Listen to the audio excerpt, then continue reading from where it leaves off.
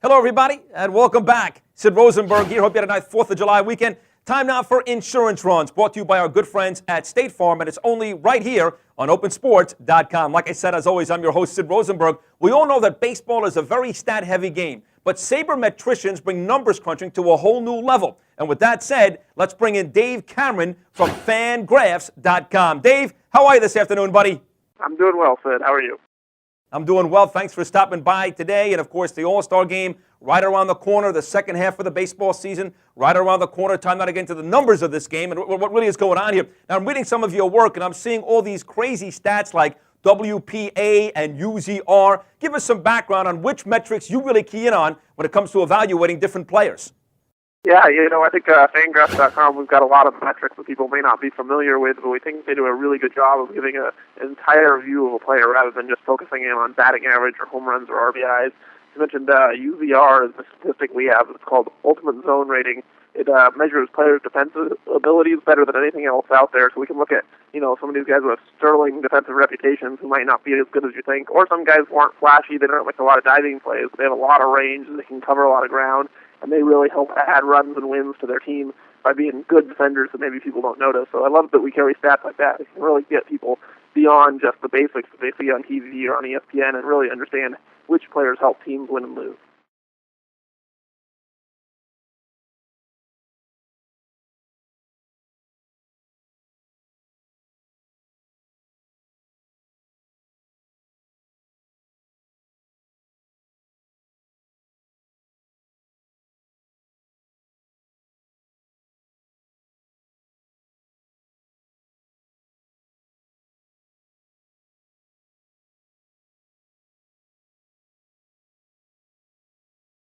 Yeah, I think one of the things is we look at Nyjer Morgan historically as a guy who has no power at all. He just slaps the ball on the ground and runs, and guys like Tom Goodwin have been using this skill set and getting ridiculed by stat heads for years as like terrible players who don't get on base and they don't hit home runs, they don't drive in runs.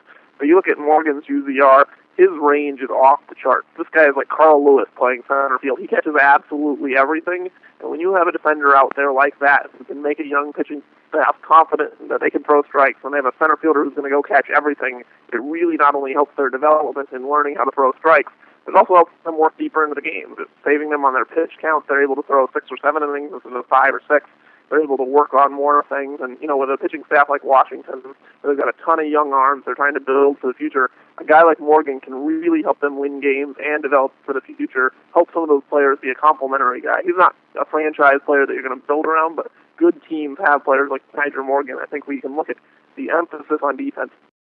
All right, so Dave, basically here, does the Dunn-Morgan comparison speak to a bigger truth that the speedy contact hitters age better than the big power guys? Maybe that's why we see guys like David Ortiz and guys like that start to struggle, although he's been hot lately for the Red Sox. Later on, those speedy guys better than the big home run hitters. Is that fair to say?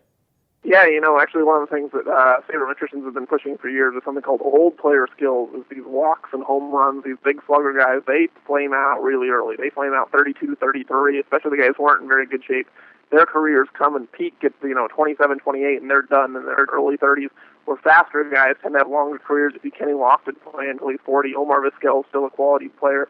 So these young, speedy guys can play for a really long time. Where if you have old player skills, the walks and the home runs and the strikeouts, you're probably going to be done at 33, 34 unless you have some help. The age-old adage, I should say, Dave, is that pitching and defense wins championships. Now, who is the best pitcher in the game, in your opinion, on the defensive side?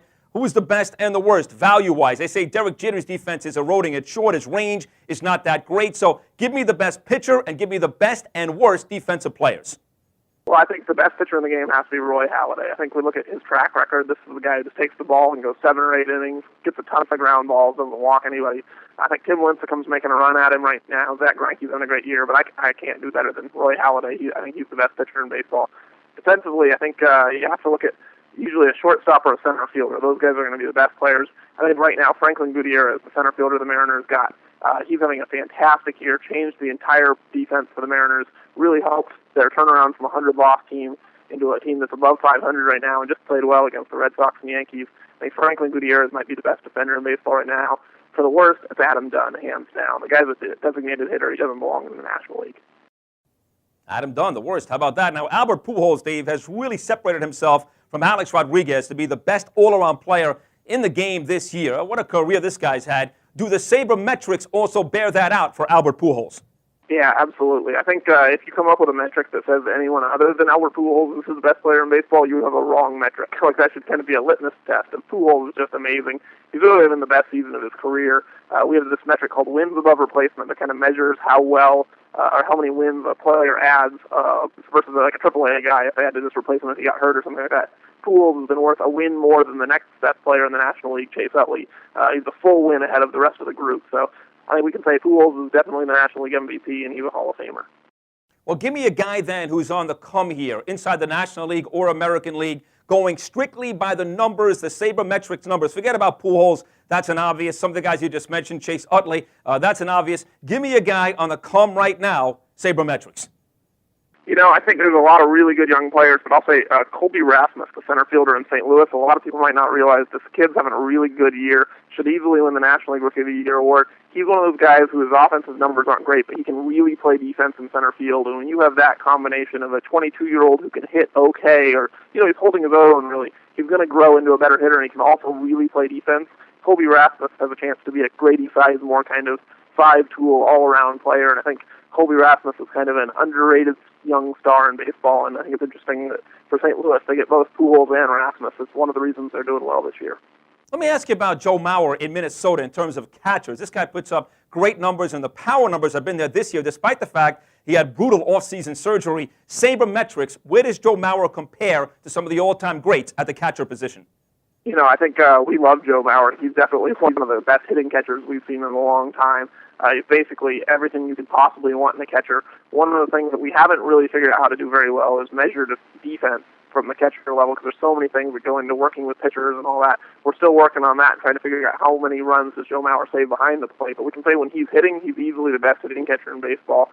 We've got him as a +4 win player already this year, despite missing the first month of the season, which puts him third in baseball. Mauer's having an incredible season. He's easily the American League MVP right now. I think realistically, unless back injuries force him to end his career early, he's going to Cooperstown.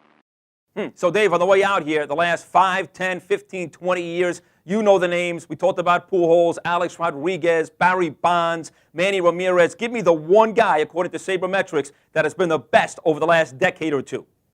Well, I think the numbers, just the straight numbers, say that Barry Bonds has been the best player that any of us have ever seen. But then, there's a pretty big asterisk on Bonds' performance. So I'm going to go with Albert Pujols, simply because we don't know anything. We don't have any concrete evidence to say that Pujols has gotten any help over the years, and Pujols' numbers are just as good as Bonds were in his prime. He's not necessarily quite as good defensively. He's stuck at first base instead of in the outfield, but Pujols is a pretty amazing player who we can't definitively say had some help along the way. So I'm going to go with Albert Pujols as the best player that any of us have seen in the last 20 years. All right. There it is, Dave Cameron, all that information. Fangraphs.com for all of Dave's excellent work. He also pens his own blog exclusively for the Mariners at uss/mariner.com. Dave, that is terrific work. Thank you so much for dropping off the information today. We'll talk again in the second half of the year. Thank you, buddy. No problem, Sid. Thank you.